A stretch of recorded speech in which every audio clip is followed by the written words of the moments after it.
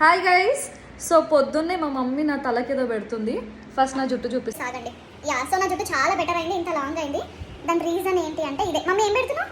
కరివేపాకు, ఉల్లిగడ్డ, మెంతులు మిక్సీ చేసి ఓకే పెడితే మంచిగా హెయిర్ ఫాల్ కాకుండా చుండ్రు కాదు, తలలో హెయిర్ లాంగ్ అవుతుంది.